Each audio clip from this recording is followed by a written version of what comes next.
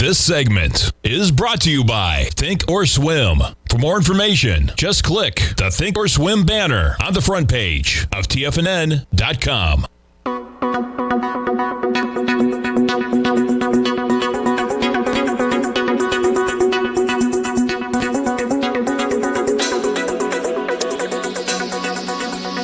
And welcome all to another excellent edition, if abbreviated, of the Power Trading Hour. And there are a bunch of services down all over the country today. And my guess is that to get those back online, they had to turn a bunch of them off for a little while.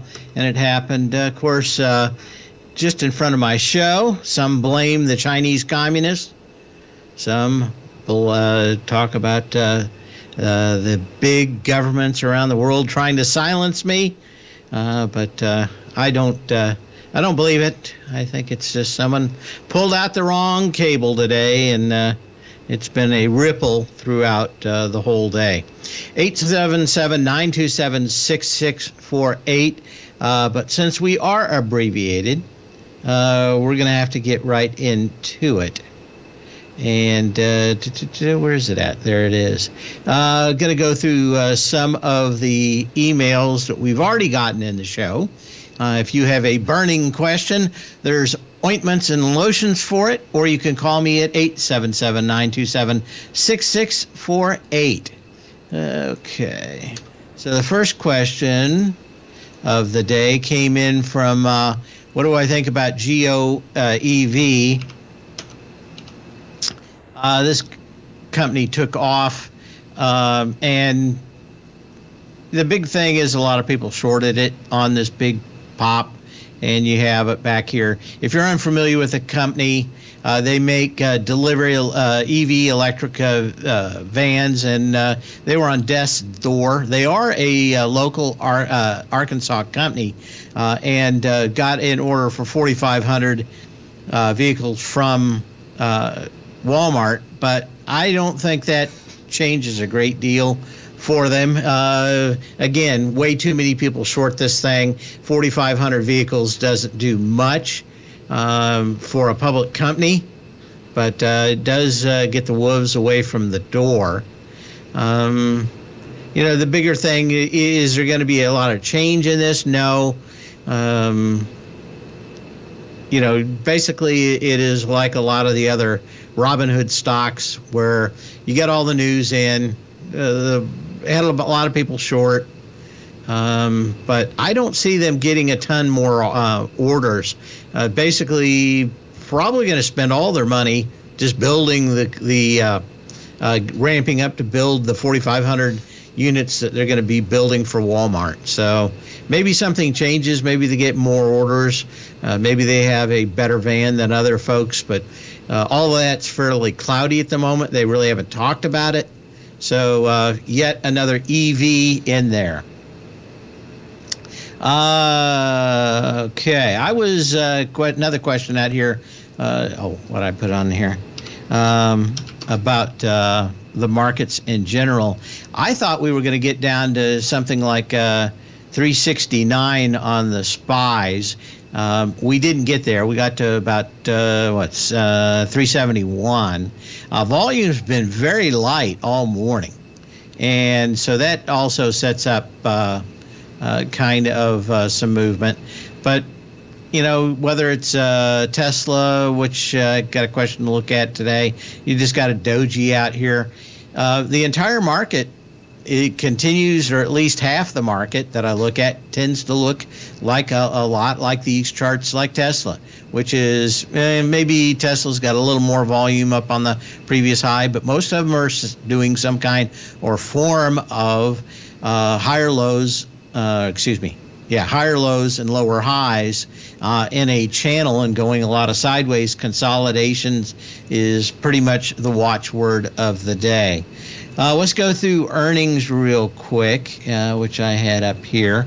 And some of them good, some of them not so good, but we will go through them today. Conagra, one of the ones you'd think was probably fairly good. I think some of the press about being cut off from all the stuff they need to feed chickens and move stuff around.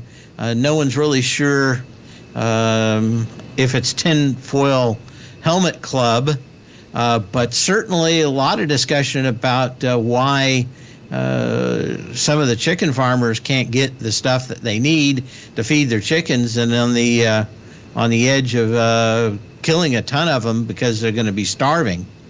But I don't know what the truth is. Again, I don't trust anything I see on the news.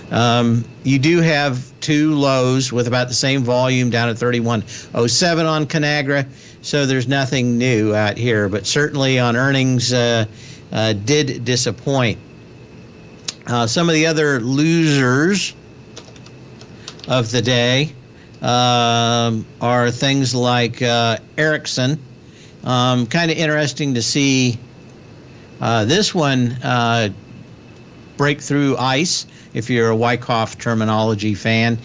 This had been sitting at lows for a long time, and I kind of said it the last few days. What I worry about is stocks that just hang out at lows for a very long time and then just blow through.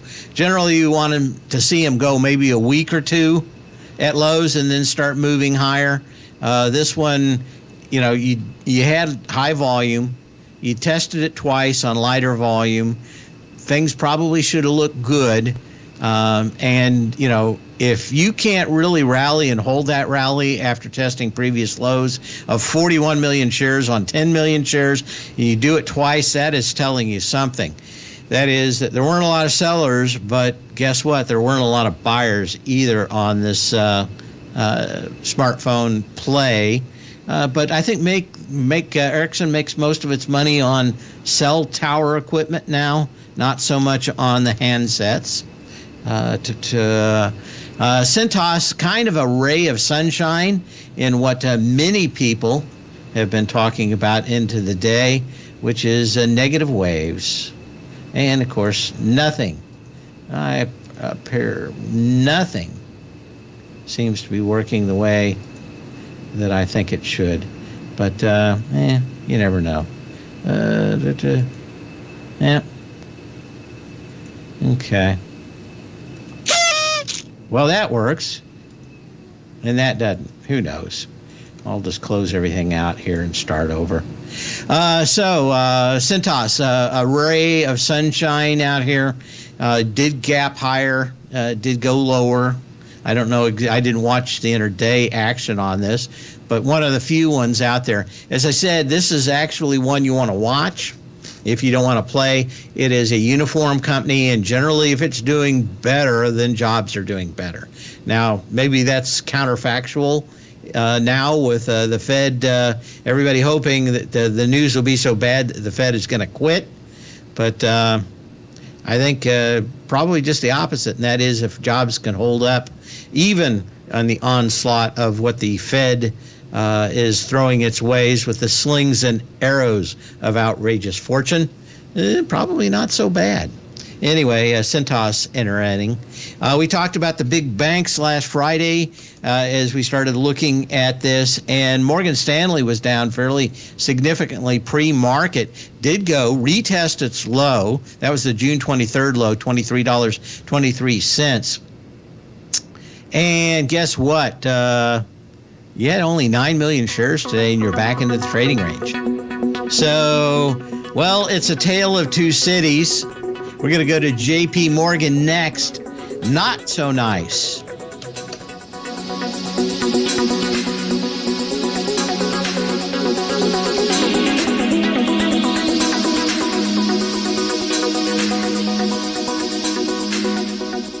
TFNN has been your trusted source of analysis for bonds, metals, stocks, commodities, and options for years. And we are happy to announce that we are bringing that same caliber of analysis for the Forex market. Teddy Keckstad has 30 plus years of experience in Forex trading, commodity risk management, Forex hedging, volatility, and so much more. Teddy releases his weekly Tiger Forex report every Monday morning with elite coverage of all major currency pairs, including the DXY, Euro dollar, pound dollar, Aussie dollar, dollar yen, dollar Swiss franc, and so much more. Teddy will recommend specific trades when the market presents them and provide updates throughout the week when warranted. For the month of July, inaugural members to the Tiger Forex Report will receive 25% off the monthly subscription for as long as they're subscribed. Just use promo code TEDDY25 to lock in the added savings. This offer is good only for the month of July, so do not miss your opportunity to save on the Tiger Forex Report. TFNN, educating investors.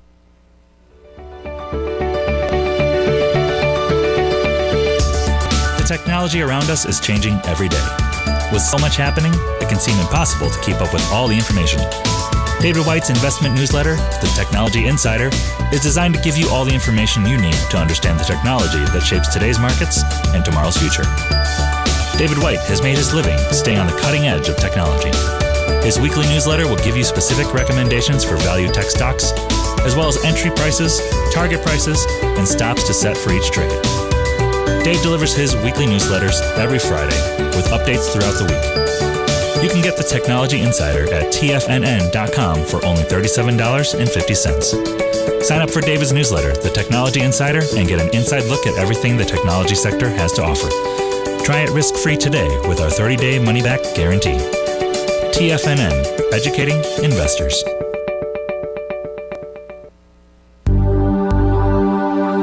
Are China A-shares hot or not? If you trade China A-shares, now may be time to take a closer look. Trade CHAU or CHAD, Directions Daily CSI 300 China A-share Bull and Bear ETFs. China A-shares in either direction. Visit directioninvestments.com today.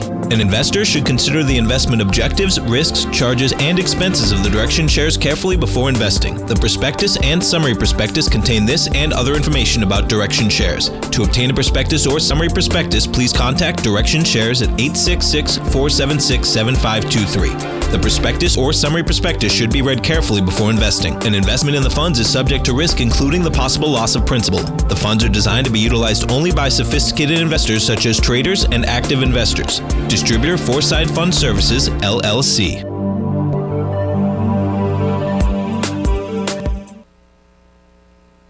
This program is brought to you by Vista Gold, traded on the NYSE American and TSX under the symbol VGZ.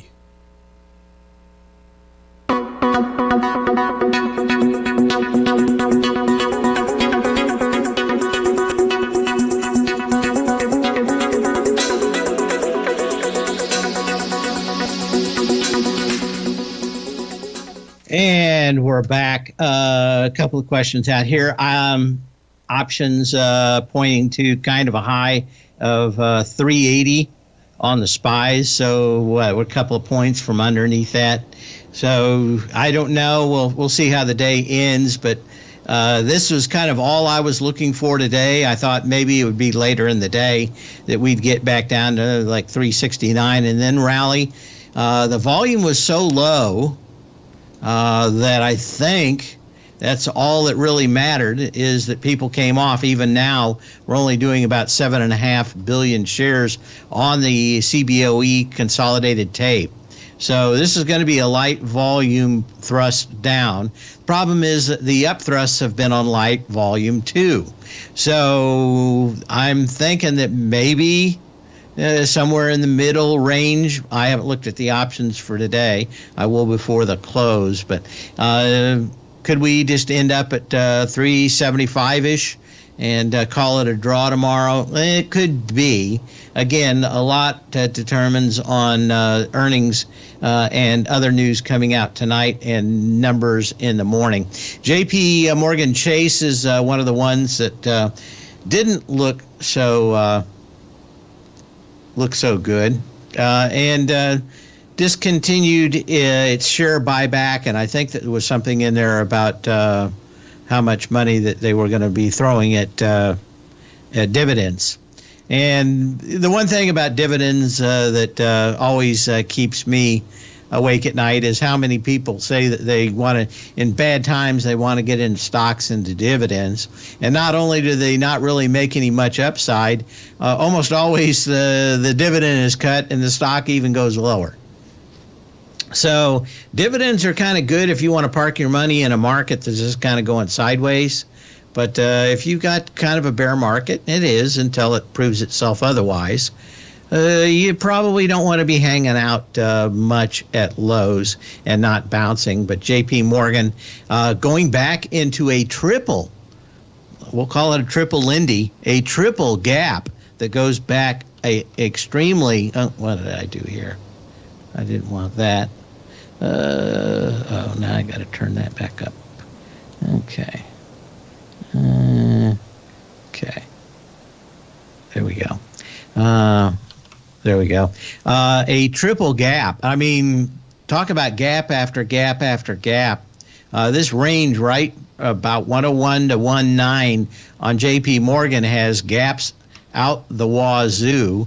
And while you have 3 gaps right in to where you're going now, if we go back even further, the original gaps at these levels go back to, what is that, June 9th of 2020. So there's something kind of magical about this 107 area that happens at JP Morgan. Not exactly sure where, but you're at it right now, and at least you're going to probably start filling some part of it. But that is it.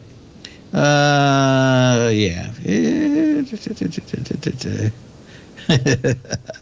Okay, guess to check more emails out here and see what we have. Okay, so we got that.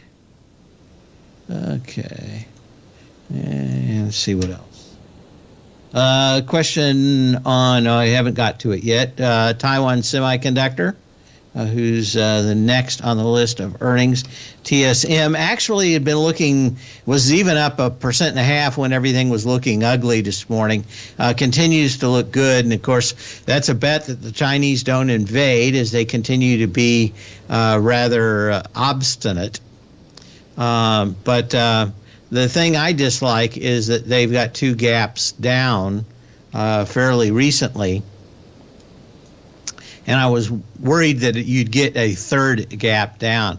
Let's take a quick look at the SMHs and see if they're giving anything out here other than you're just kind of up to the downtrend line that, this started January 4th of this year and has been kind of doing that. You could get up to 220 on the SMHs. Volume is not all that exciting today. 3.5 million shares yesterday. You got about 2.5 so far today.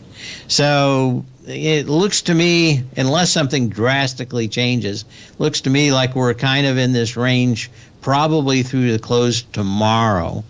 But again, maybe something has changed. I don't see a great deal. Just probably 380 on the SPYs being kind of a wall from where we started this morning. And we'll see. But maybe there'll be a better play out there. As I said, I kept on thinking that they'd try to push and wash a bunch of people out. Volume never developed. I think I sent something out at about 371 where I wanted to buy as soon as it hit 369 and just turned around right there at the moment. But there wasn't any real signal. And generally, I like to see something like a tick or something, some kind of burning bush signal. And we really didn't get anything at that level. So that kind of says that we had a bounce, but it really wasn't off any kind of technical signal. And that, at least from what I'm looking at, the 369 is still possibly in play. But again, really light volume for coming back in here. And of course, these lows back in the mid 3750 area on the S&P cash are all against a low that had 18 billion shares. So all of this is light volume as we come back in. Of course, we're 35, 36 points off that mid-range point, but doesn't mean we're going higher. Again, I want to see some kind of huge tick, some kind of everybody gets sick at their stomach kind of thing to make a low, and we really just haven't had that. Now, maybe we don't get it, but at the same point, I would like to see it before I start putting money at risk over a handful of minutes. 877-927-6648. You can still get in. I think we got a couple more emails. So what do I think of the big caps right now in technology like Microsoft? Okay. I mean, you're trying to get back down into this 241 area. You're only $3 or $4 above it. You got down to 245 today with 29 million shares. Is that enough? Don't think so. Energy came down. So again, I'm thinking we got one more bite at the apple. Maybe everybody, I don't know if it happens tomorrow, but I think we've got one more push down where a lot of these companies are going to, the stocks are going to try to actually pierce their lows. In a bear market, I think it's only prudent that you get a test of a previous low with more on it. As Apple is up here at 148.50, I think I put in the newsletter on Monday that it was in a range of 145 to 150, and option market makers were very confident of that. So I don't know if there's a lot of downside in that tomorrow. But we'll be at 877-927-6648 if you're really in a hurry. We'll be back in a minute.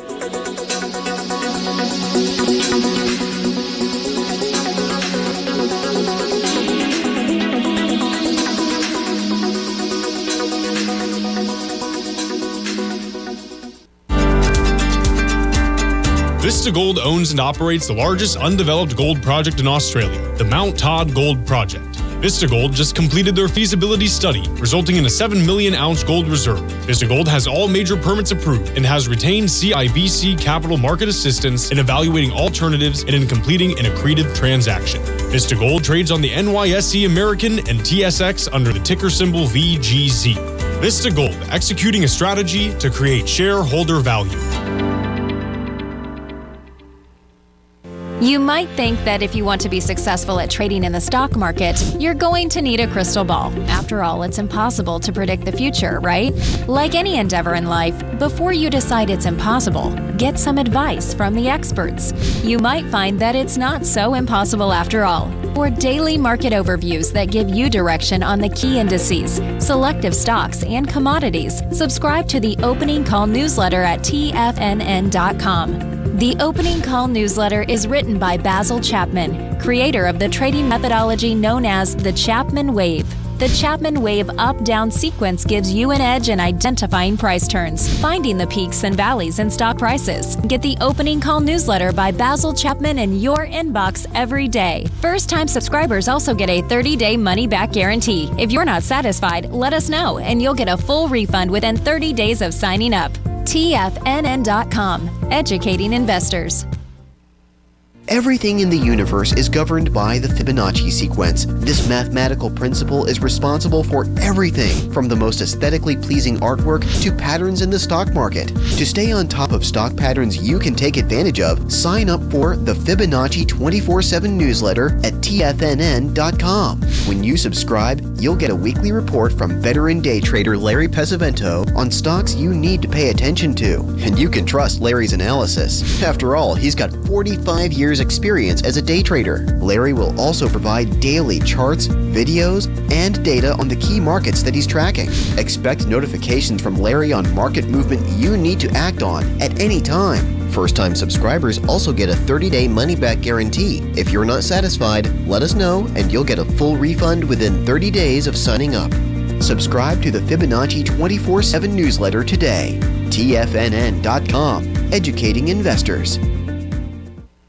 TFNN has launched the Tiger's Den, hosted at Discord. TFNN has been educating traders for more than 20 years with live programming hosted by a variety of professional traders during market hours. The Tiger's Den, available to all tigers and tigresses for just $1 for the year. There's no catch or added costs when you join our community of traders. Sign up today and become a part of this educational community of traders. Just visit the front page of TFNN.com. Catch Tom O'Brien, professional trader and educator, founder of TFNN. Also, a special guest on CNBC. Tom will bisect and dissect the markets. The Tom O'Brien Show, next on TFNN.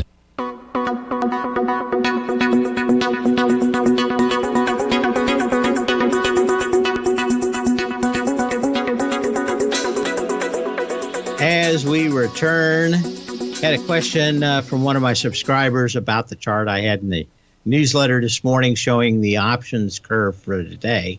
And I had these two kind of translucent reddish marks where they were, the option market makers were kind of betting on 380 is a high and 370 is a low. Generally, you at least get a little bit more into it. But as I said, wasn't a lot of volume either to the downside or now to the upside. And there's just a little hint right there at 375. That's why I put the blue mark right there, which is, maybe where they're trying to figure out that that's where they're going to be. Maybe that's the best it can get. Maybe that gets a little sharper by the close today. But that's the issue. As I said, I wanted to buy puts at 380 and I wanted to buy calls at 370. And that's kind of the way that the day has set up. We're a little higher than that. But again, I'm not going to be too surprised to see us close at 375 because there is kind of a little bit of tick there. Maybe that sets up some more action tomorrow as we go into options expiration.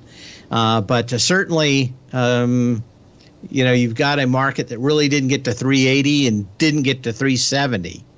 So maybe that's telling us something there too, and that is more range bounds and more stocks with lower highs and higher lows as we consolidate in this area. What you don't want to see over the next few days, if you're bullish, is just hanging around the lows because they will be like JP Morgan. Eventually, they'll just bust through those lows. And they need to kind of get out of here or we get into bigger problems to the downside. So when you can, not when you have to. We'll see you tomorrow in a less abbreviated format, most likely.